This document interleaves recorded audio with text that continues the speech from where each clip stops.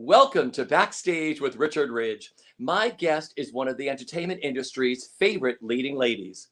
You know her from such Broadway shows as Spring Awakening, First Date with Zachary Levi, The Addams Family opposite Nathan Lane and Bebe Neuwirth, In the Heights, A Chorus Line, and Good Vibrations.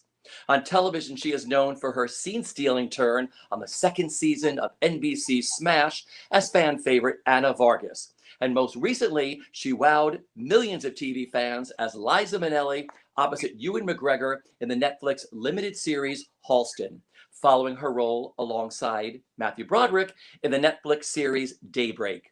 And now this coming Sunday night, November 7th at 8 p.m. Eastern Standard Time, she will be in concert with Seth Rudetsky as part of his Seth Concert Series that streams right here at BroadwayWorld. Please say hello to my friend, Krysta Rodriguez. Hello. How are you? I'm good. How are you? First of all, you look sensational. Oh, thank you. I just got my hair cut. You look dynamite. Where are you and how are you? I'm in my home in New York and I'm great. I've been keeping busy and, doing kind of crawling out of my cave as we all are and really enjoying getting back into the city and seeing shows and seeing friends and really, really happy to be back out in the world. Because now that Broadway and the theater is opening up again, not just in New York, but all across the country and around the world, have you been able to put these past, it's almost 2 years now. It's like, I keep saying 17, 18, 19 months into perspective?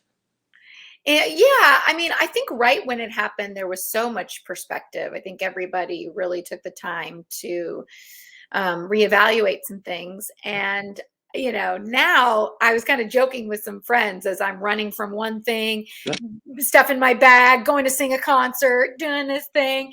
And someone asked me what I'm doing. And I say, I'm doing a lot, but I don't know what it is. I'm just like running around. And I turned to my friend. I said, didn't we all say we weren't going to do this? Didn't we all say we've learned how to, take our time? But so I think there's a bit of recalibrating to happen because there is that feeling of we're back. We have to get back in the race. We've got to make a name for ourselves. A lot of us have to support ourselves. So, it's a little bit figuring out how to relax. No, beautifully put, because everybody was like, I'm going to go into this totally different. Yes. And then all of a sudden the phone starts ringing. The bags are packed. You're like, yes. Yeah. Do this. Yeah, the schedule is full all of a sudden. Well, that's great. Well, I'll tell you, this coming Sunday night, November 7th at 8 p.m. Eastern Standard Time, you will be live doing your concert with Seth Rudetsky as part of his concert series. How excited are you? I'm excited. Yeah, Seth and I had never done a concert before together.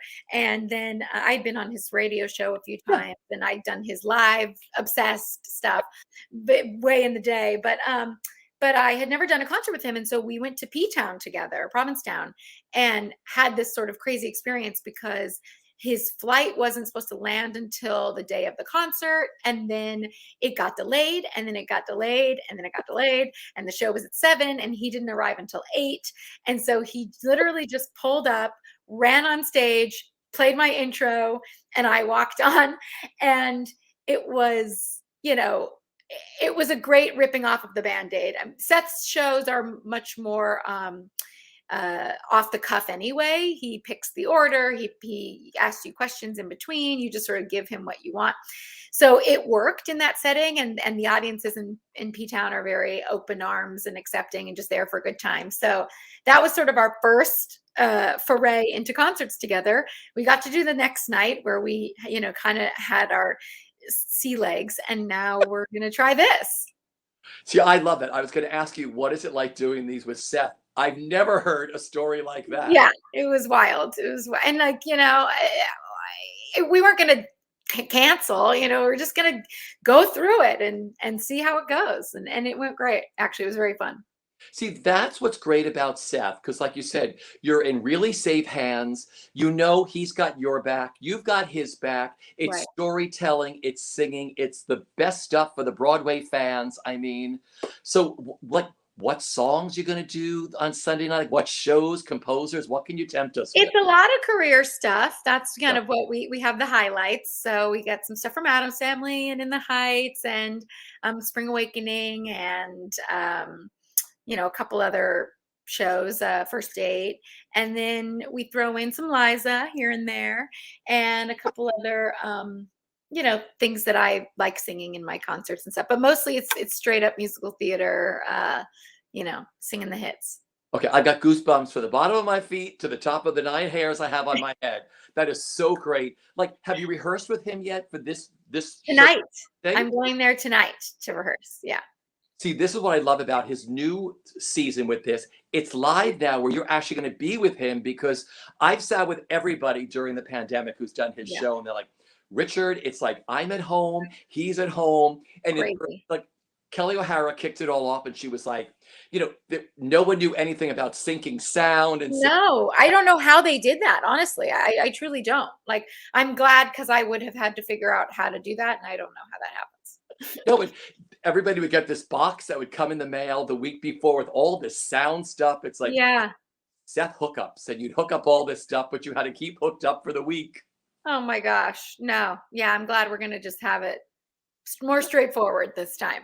No, but it was so great though, because everybody was like, it was just something for everybody to do during the pandemic. Like, oh my God, I can do a Broadway concert with Seth. It can go all around the world. The nice thing about this too is it's still virtual for everybody. Yes. What I think is great is you have fans everywhere, especially since playing Liza on Halston, which we'll get into. You have fans all over the world. All they have to do is buy a ticket all at the same time, and they watch you all at the same time from a safe place anywhere in the world. That must make you feel so great. Yeah, and it's also a thing where, Seth and I spoke about it, where it's still theater in that it happens once and then it's gone, which I know there are, merits to having things that will stick around and that are archived, but there's something great about that theatrical experience that you all agree to be there at that time to experience the same thing together. And I'm excited about that. See, that's what I love about this. And you never know where Seth is going to go either, right? I mean, you may have your show prep for Sunday, but he may say, oh my gosh, let's talk about Gidget. Of course. Yeah. We did talk about Gidget. Did you? Yeah. And the other thing. Yeah. Okay. Because I want to talk about that. I've been, usually when I do these, I ask people, but let's do your career highlight. Just tell me a fun story or a memory. You have such an incredible career. You've done so much and worked with so many wonderful people, but in high school, you were the lead in Gidget the musical, written and directed by whom? Francis Ford Coppola. Okay. Wow. It's like a Mad Libs thing. It's like trying to fill in all the most random things you can think of. But yeah, it was, he had written the show. I guess Gidget was his granddaughter Gia's favorite movie, who's now an acclaimed director in her own right. Yeah. She was a child at the time. And he wanted to, it's very well documented that he had some struggles making these intense major blockbuster movies that he made, like Apocalypse Now and The Godfather, all of them. And so he wanted to do something fun that could involve his whole family. And Sophia, his daughter, was around, and his wife was filming it as she did for the Apocalypse Now documentary. And he just wanted to do something fun, and he wanted to do it with real high school students. So he came to our high school, which was the Orange County High School of the Arts, which is where a lot of, fancy alum come from, and cast it. And I happened to get the part, which was amazing. And Dermot Mulroney was in it, and he was my co-star. Because he was a friend of Sophia's, and it's like, well, do you want to work with Francis Ford Coppola? Well, yeah. I mean, who doesn't as an actor? Maybe it's not in a big budget movie, but at least you get the experience. And it was a really great time. Oh, that must have been a big pinch me moment for you. I mean, the whole thing was just, it was really special and unique, and only a very few people can say they've ever done something like that. Because most kids do like Grease in school, or Bye Bye Birdie, or Our Town, or something. Yeah. Like that. And look at you get to do a brand new musical. An original musical, actually written by John Farrar, who wrote Hopelessly Devoted to You from Grease. Oh, see, full circle moment. There you go. Have you chosen your outfit for Sunday? Are you going casual? Are you going glamorous? I know everyone's like, it's still so many days away. I know. I haven't thought about it yet. I'll ask Seth what he's going to wear. We can coordinate. Yeah. Because everyone's been like, I want to go cash, but they're like, I Yeah. haven't dressed in 2 years. And they're like, I know. Why not? You know? some people like, I'm putting makeup on that I didn't realize was even usable anymore. It's true. I know. Makeup. And makeup's different for these cameras too, than it is in real life. Sometimes I'm just painting my face like you wouldn't believe. Stage makeup. Because I was going to ask you, like during the pandemic, did you set up a studio at home, like to do self tapes or, I mean, you worked Yeah, a lot. nothing permanent. I Yeah. would just sort of, and I still kind of have like boxes set up. I'm looking at it right now with like a light over there to do Yeah. my self tapes. And then I have a room where I would do my interviews or readings or whatever we would do. Now I'm in my living room because but it's really funny. I'm going to just shout this out. I have this art piece that I love, Yeah. but this line here, I guess, makes people think they have a hair on their screen. So I get the feedback a lot. That's like, I was wiping what I thought was my hair off the screen for like 10 minutes, but it's my art piece. So, here's the whole piece in its entirety. So That's beautiful. yeah, it's amazing. They're So like, I didn't watch your audition. I tried to get the hair off my screen instead. yeah, exactly. Exactly. No, I think it's really funky. That's Yeah. beautiful. Yeah. Very, It's a very new nice. piece in the pandemic. So Well, I don't want to go back to, what was the defining moment for you when you said, I want to be a performer and try to make a living at this? well, I think I never really knew it was a living, but I knew that I loved performing, Yeah. and I was doing a dance recital. I'd sort of gone all in on dance Yeah. because that was something that was accessible to me at the time, and I really loved doing it, and I loved it was at a very critical time when I wasn't good at sports and that was very important in where I was, and then I realized that I could be good at something else, so I really went all in on it. And I remember doing a dance recital and getting in the car. I would think I was 12 or 13, and my mom, I said, it's just like the smell. Have you ever noticed the smell of the theater is different? And that's when, I don't know why at that moment she chose to say, I was like, I just always want to smell that, love that smell. She was like, people do this for a living. And I was like, I'm sorry, what? And so that was sort of where it began. And then I auditioned for the Arts High School and then moved to New York immediately as soon as I graduated high school and was on Broadway 2 years later. So it was just sort of like, all I needed was that little permission. And then I was just, on a tear.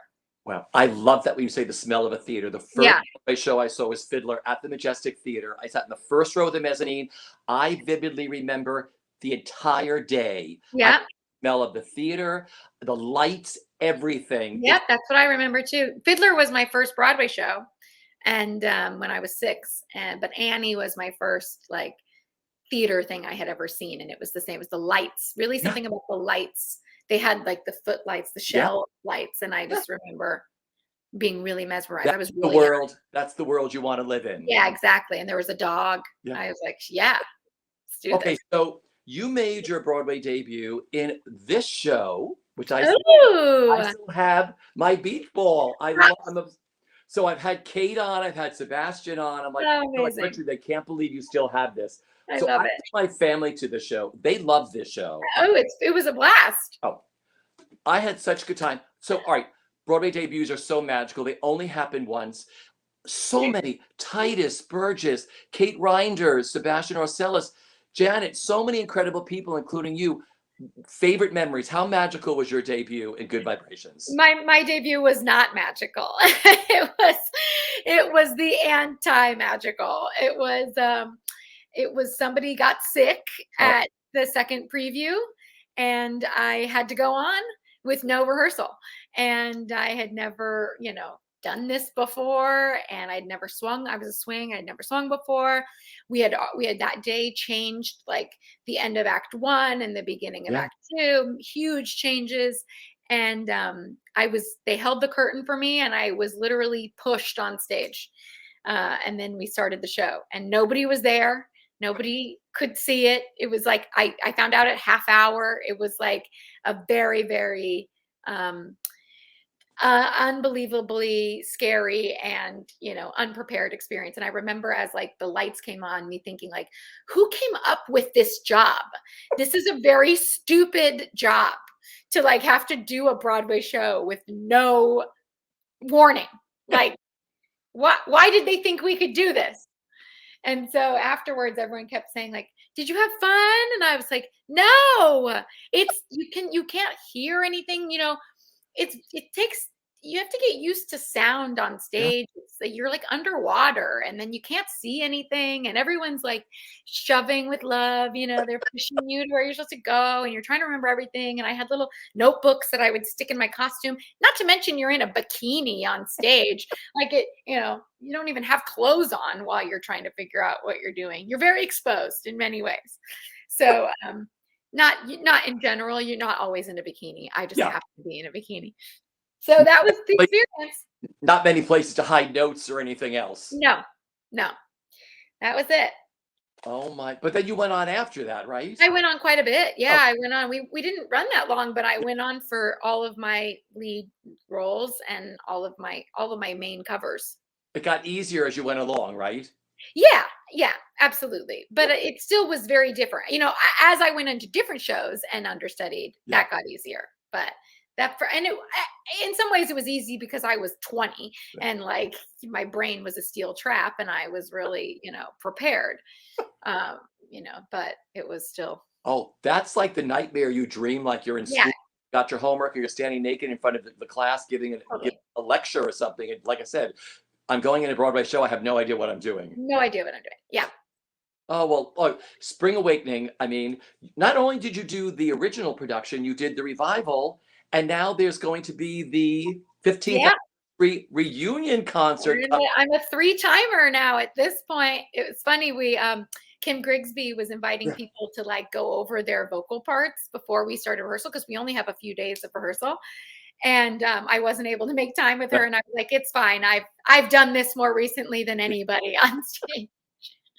Although I played a different part. So But it must be great though, because this is an Actors Fund benefit, of course. It's for the Actors Fund. It's Monday, November 15th. I mean, that family has to be so special for you because you were there. yes.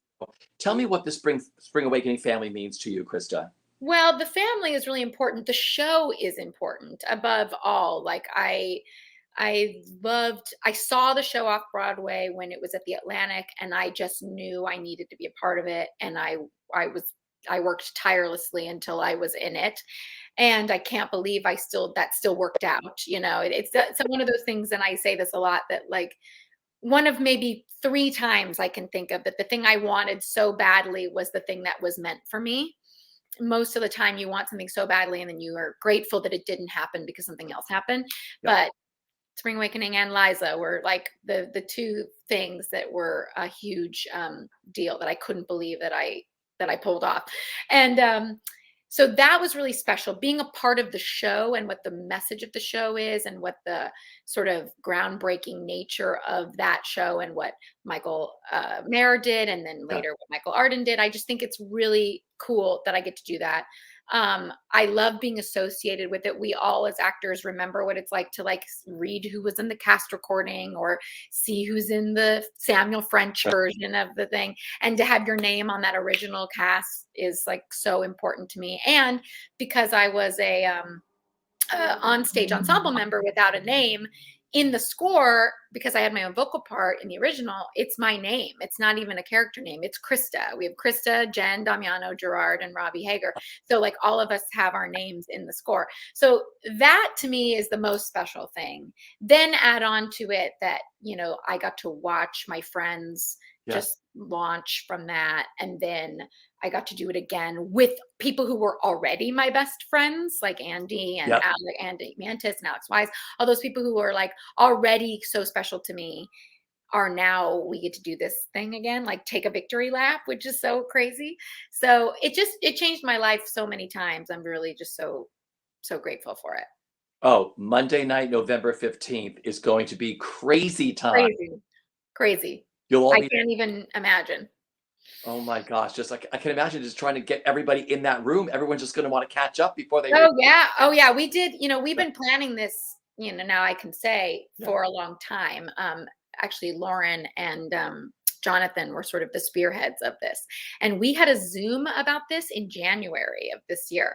And it was the first time all of us had been, face to face in at least 15 years. So it was emotional, and it actually was the time that Lily announced that she was having a baby, and Lauren had her baby, and Leah had her baby, and here we all are, like, this many years later, completely different people, but the same in some ways. So it's the ultimate high school reunion.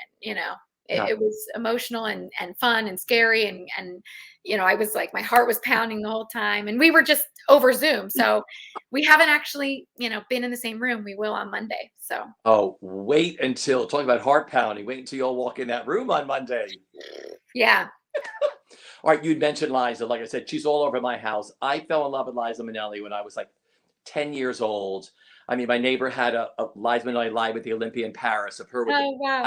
cover. And I was like, who is this? I knew she was Judy's daughter, but I was like, Yeah. So these are all over my house. You were phenomenal as Thank Liza. you. I mean, beyond phenomenal. Like you said, something you wanted. Opposite Ewan McGregor in Netflix's Halston. Favorite memories of just being on the set, seeing yourself done up as her in the mirror. I mean, yeah, it was just really a magical thing. It was the hardest thing I've ever done and will ever do, I imagine. And part of that is the pressure I put on myself. I think I've been very lucky to do television theater a couple times, and it's like amazing to get to do that, but there is this sort of pressure that this is my home. The theater is my home, and I have to come back home after this.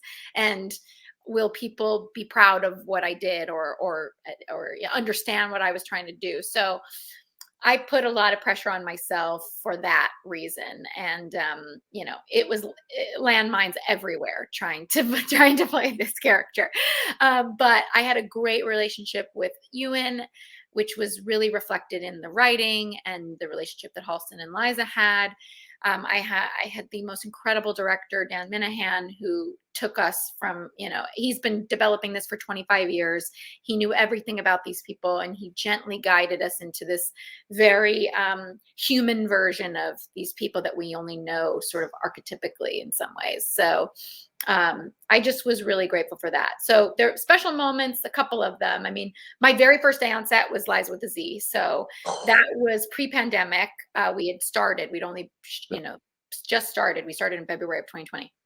And so it was still packed with people, and, smoke and haze all over the room, and a big spotlight, and, a band behind me. And I just felt like, okay, it could be the scariest way to start, but it also was the easiest way to start. This is what I know how to do. This is home turf, And so, and then really magical moment, my last day of shooting was filming I Gotcha, which was something that I couldn't believe I got to do. So I discovered Liza. I mean, I always knew Liza, but I discovered the Liza that I became obsessed with when I was like in my mid-20s. Yeah. And I saw I Gotcha, and I had never realized what a visceral performer she was. I knew what a larger than life character she had become, but I didn't know what, like, just how beautiful and like feminine, but somewhat like, I hate to say masculine, because it's just like, it just was so grounded, so animal, so raw, so in touch with every part of her body. And I was like mesmerized by it. So I used to I'd wake up in the morning and watch I Gotcha, and then like go on with my day. And it wasn't initially in the script that we were going to do that. And then Dan told me after I'd been cast, I think we're going to be able to do I Gotcha. And I was just like, you're kidding me. And then COVID happens, and then we come back, and then we're going to do it. We push and we push and we push. It ends up being, and I'm thinking it's going to get cut. It's only a tiny little part of the show. And I was like so nervous about it, but we worked and worked and worked. Susie Meisner, who was our choreographer, we would have rehearsals all the time. My dancers were incredible, and they put me in that red dress, and I was just like, you got to be kidding me. Like, it was just the magic time of my life. I can't believe you started with Liza with a Z. I know. But it was so fun to end with I gotcha too, because was done. Yeah. And I could just fling it as much as and I left that day before I even got in the car to go home. I was like, oh boy, my neck. Oh boy. Like, couldn't have done this any earlier. I really had to blow it out. Have you watched it? Yeah. Yeah. I love it. Like I said, I sided with my Yeah. husband. Preston's like, who's that? Who's that? I'm like, that's this person. That's this person. Because I was obsessed with her and Halston and Joe Eula. Yeah. Everybody in that entourage. But I just thought they did such a beautiful job, and you were just dynamite off the map with everything you did on that. Thank you. I appreciate it. I love the Polaroids. They like leaked out early on. Yeah, we had fun with that. We had a great set photographer. He did incredible work. Yeah. All right, Addams Family, fun show to do, to work with people. And and you hear da da da da. And the audience went crazy at the Lynn Fontanne, right? Yeah, I really, another one of those things, like an original cast. The first time I got to develop something from scratch, which was, it's the Holy Grail. And not only, am I on that cast recording, but I have that song that speaks to everybody. Every girl wants to sing that. Every person wants to sing that song. So I feel really honored that I get to be part of such a huge legacy in that way. Yeah. First Date, I told you this before, one of my favorite musicals. I used to go back to that show and just sit there and laugh and have the best time with you and Zachary Levi and the rest of that cast. How much fun was it sharing the stage with Zachary? The whole show, to me, like, it holds such a special place in my heart. There was only 7 of us. We really became a family in a way that, like, isn't even, it's not even just friends. It's like, in a way, we created something together that was really precious to all of us. And when you have so few people, you really do, it can sink or swim, but we really like gelled together. And a lot of that was, Zach's influence on us too. Like, we were all very much about, seeing each other. It was like kind of like in the Heights, we would do a circle before every show that Chris Jackson would lead. So it was sort of that similar thing. Like, let's get that family mojo going together. So, and I always joke, like, how they say, like, a secret to a good marriage is like separate sinks or whatever. We all had our own dressing room. It's like the only time I've ever been in a show where everyone got their own dressing room. And that's the secret. Joe Collins says. 2 bathrooms. And it's just like everybody had their own space. And so we could be excited to come together and see each other and be on stage. It's a silly thing, but I loved creating that. I just love creating stuff from scratch and with new writers. I mean, their first time on Broadway and Zach's first time on Broadway. And it just was like it was a great summer. But you took him under your wing. I mean, he took his boombox outside after every performance and put music on and signed for every person. He's such a lovely guy, and you just made it so special for him to like experience. We both really like brought a unique perspective to it. And I think I could respect him for so many things, and he could respect me for so many things. It wasn't just this TV star coming in. I was the veteran in this situation, and he really was open to that dynamic, and I was open to the reverse. So I think that made us really sharpen each other. In the Heights, so Chris Jackson would lead these for the show? Our circle every night. Yeah, we'd meet in the basement, and it was like he would say a little like prayer, and if some cast member was going on, we'd put them in the center and we'd like lay hands on them, and people could share news. And it was a really special. I think I had just come from doing Chorus Line, where the opposite was true, sort of purposefully. You enter in the dark and everyone's sort of separate. You're supposed to not feel comfortable with the people around you. And the opposite's true for Heights. You're supposed to feel like you've lived, grew up, known these people your whole lives. You know the streets of the city like the back of your hand. And so it really helped with that dynamic on stage. You probably wish you had that during Good Vibrations, like someone put you in a circle before that first performance. We didn't have time. You were like, put your bikini on and get out there. Yeah, get out there. Put the hands on me with somebody shoving me on stage. Smash. I mean, Smash is this interesting thing because we theater people, we were obsessed with this thing, and there were other people around the country obsessed with Smash too. And now it's this huge following from Smash. Like I said, you and Andy and Jeremy Jordan came on together that second season, right? Yeah. I remember talking to you all out in Brooklyn. You were on those couches during and you all came together into this. Did it make it Yeah. easier Yes. to join Smash from 100%. Broadway? Yes. This is my first series regular. I had done Yeah. other shows before, but it was all of our first series regulars. And we were just, clinging to each other. And it was fun because that was sort of our characters too. We're these like wide-eyed people kind of coming into the world. So it was really fun to get to do that. And they're now, my ride or die best friends for life. I mean, they will never get rid of me and I will never get rid of them. So that's just a cherry on top of an otherwise great situation. Yeah. I mean, the scenes, that's what I mean, scene stealing. You were so brilliant in that too. The writing they gave you, the three of you, was so great in season 2. Yeah, we had fun. It was like we got to be this kind of new kids on the block, which was fun. And I kind of, I got to do these crazy numbers, which I at the time was like, this is so cool. And then I joke now, I'm like, that's because nobody else would do that. Like, there's no way they're getting, Angelica Houston up in some silks. They're like, how about the new girl? Let's shove her up 30 feet in the air and with no, harness and see what happens. But you were like, I'll do it. Sure. I was like, this is it's incredible. It's an incredible thing I got to do that's immortalized that I'm really proud of and that I worked really hard on and, pushed through a lot of fear to do. So I'm very proud of it. But yeah, where I once at the time was like, what an honor. I'm like, oh, I'm just the idiot that'll do it. Let's call it television theater. I love that. I love that dynamic. Yeah. Combine them, the two of them together, which is great.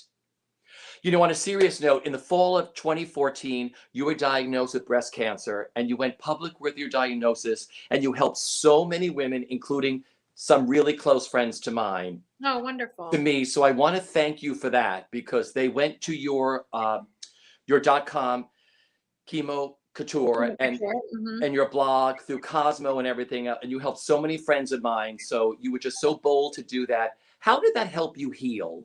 Oof. It was like it was so funny. You just never know how you're going to feel. And I'm a very private person. And even when it happened, I didn't tell anybody. I was diagnosed in September and the blog didn't come out till February. So I had kept that to myself for a long time. And after a while, I thought that was preserving something for me.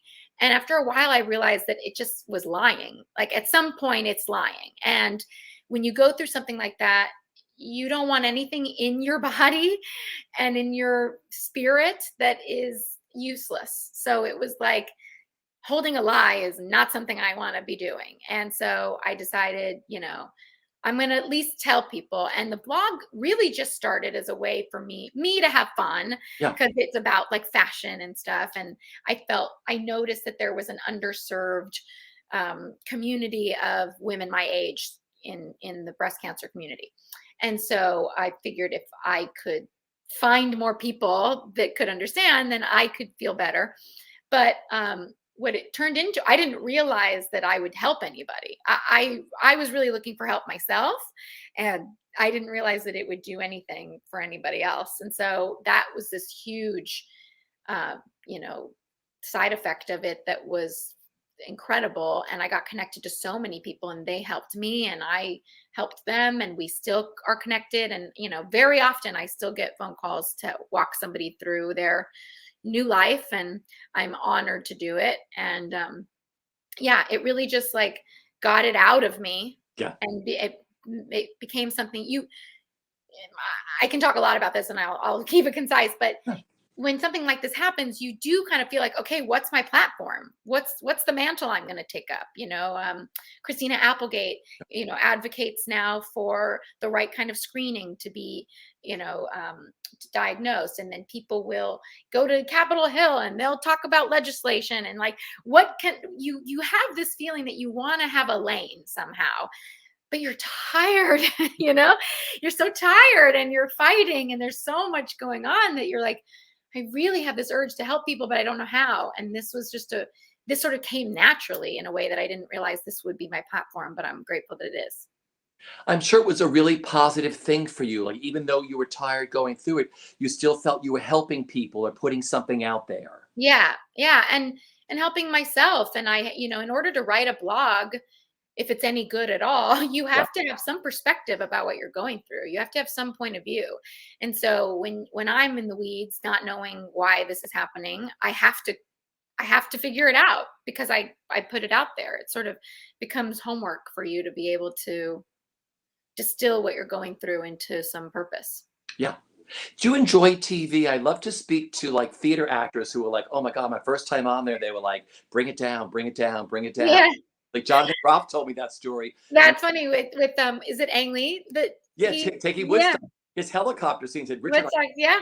he said, I I was just sweating. thought about that the other day. Jonathan told me that story, when it was happening, but I Yeah, literally just thought about that the other day. Like, what a testament to the director to take such, because that doesn't always happen, to have a director so invested in getting the right performance, and B, to Jonathan, who can, instead of crumbling in that situation, which I very well might, he doesn't like me, I'm not doing it right, I can't do it, to just say I'm a student and I'm going to learn and I'm going to try and try and try. So, I mean, gosh, there's not a bad thing to be said about Jonathan Groff ever in the history of the world, but I admire him for his openness and his willingness to learn and take things as challenges and learn from them. So, I love that story, and it came to my mind the other day because it's scary when a director gives you notes. Your first thought is, "Can I do this?" And then that can sometimes turn into, "I can't do this," and then so I always try to say, what would Jonathan do? no, But it's true because he was actually coming. He was said my plane scene. I'm coming out of the helicopter, yeah, whatever, his and big I hair. less. And he's like, oh my God, they're filming this thing. Am I doing anything right? But he was like, I'm a student, Yep. and I took him under his wing. But that's so I've Yeah. heard so many stories like this because Yeah. you so little rehearsal. They're like, hi, I'm Oh, Chris. almost none. It's television. I mean, movies, you get a little bit more sometimes. Television, forget it. Especially if you're a guest star, you get nothing. So, to answer your question, Yeah, yes, I do like television. I didn't like it when I was sort of coming up, and like yeah, right after Gidget, I had a lot of interest in LA and like Hollywood stuff, and I didn't love it. And yeah, that's why I ended up moving to New York and thinking, this is what I've always wanted to do, and this is what I should be honoring. And then I got a little older and I thought, okay, maybe there's a way to work smarter, not harder. And but it is just as hard. I mean, there's, the hours are incredible, and the like incredibly long. I mean, and like and the focus that it requires, and all kinds of different things, and the lack of rehearsal, and the gut instinct that has to come out. But I do love it, and I love that I get to do both. I mean, I am just, if I could be grateful for anything in my life, it's that I am able to straddle those two worlds, and that people will accept me in either of them, because not that's not always the case for no reason. It's like, it has nothing to do with talent or anything. It just is kind of luck. So I feel like I really lucked into that. And I love it because I can do one, and then after a while I miss the other, and then I try to do the other, and then I miss that, and I can kind of, it's important to miss things, I think. yeah. Because of your success on stage and on TV and film or whatever, there are little girls or little boys who'll be like, oh my God, I'm going to go see this live thing that Krysta Rodriguez is in because I know her from, a TV show. And you're going to introduce them to this whole new world of theater. And like, Yeah. oh, like the experiences you had the first time you walked into a theater, and the same thing like me. And you're like, oh, it's live. Yeah. And Yeah. it's going to change them, what that means to you, to influence you, to have that.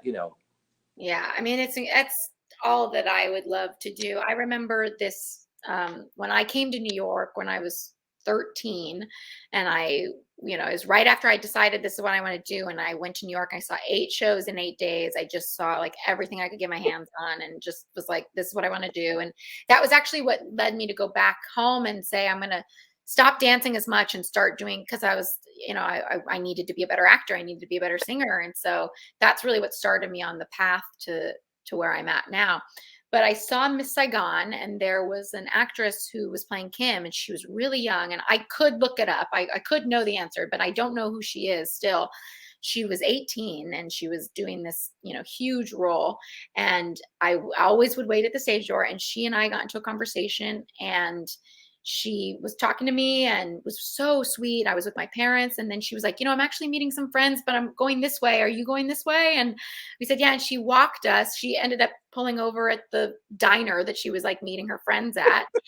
And but like walked us there and talked to me about my career aspirations and stuff. And like, I'm 13, she's 18. We're pretty close in age, and this is like, this woman, she wouldn't remember that. And I don't even know her name. But I will never forget it. It's the most important thing that's ever happened to me, in my life. And I think I did look her up one time because there are very few. She was like Was it Rona Figueroa? I don't know. Hey, I don't know. I knew Rona for a long time. She was very, very young in the show. She was very young, and this would have been in 1998, 97, 98. Do you remember who your Chris was? Yes. Will Chase. I think it was Rona. Okay. Really? We'll leave it out there in the ether for the Broadway World. I didn't know it was Will Chase until 10 years later when I found a photo, and I was like, that's Will Chase. That photo was in my bedroom because I had made a collage of all the things. I had no idea who they were. Yeah. And like 10 years later, I saw it and I was like, oh my God, it was him and Michael who was it? I can't remember now who it was. Somebody who else I had remembered, who I've like known now forever. But anyway, so yes, I do know it was Will Swenson. But yeah, it was Will Chase. Yeah. Oh, Will Chase. But we love Will Swenson too. We love Will Swenson. It's all people we grew up with. I used to cut everything out of Life magazine or like, After Dark or all these theater pictures I'd cut out. And then you get to meet these people later in your life and you're like, oh my God, Will Chase. Yeah. I saw you in Miss Saigon. You were on my bedroom wall growing up. So crazy. Yeah. Yeah. Well, like I said, my final question is, what are you looking forward to the most with Sunday night's concert with Seth? I really like, I like talking. I like that his concerts give a new arc. It's like fresh, I do the shows at 54 Below, or I take my show on the road, and it's a set kind of concert where I weave the songs together on my own, and I'm sort of in charge of the narrative. And I like that I get to give up the narrative and create it as we go. And that's been a really fun thing to create these shows with Seth. So I'm looking forward to that. Because you're a great storyteller. I think it's fabulous. You have such these vivid memories of your career and favorite moments, which are really great because it's your life. It's what you're doing at 13. Yeah. Yeah. Here I am. I love it. Well, I want to tell everybody once again, Krysta will be live this coming Sunday night, November 7th at 8 p.m. Eastern Standard Time. The Seth Concert Series is produced by Mark Cortali and is sponsored by BroadwayWorld and StreamYard. Tickets are available at BroadwayWorld events at SethConcerts.com. Just Google Krysta Rodriguez. The ticket page will show up. Tickets are only $28.50. I have had the time of my life just catching up with you again. You too. So good to see you. All right. You look gorgeous. I love your new haircut. Thank you. Had the best time on Sunday. And everybody, for all your theater news, look no further than Broadway World. Take care, everyone.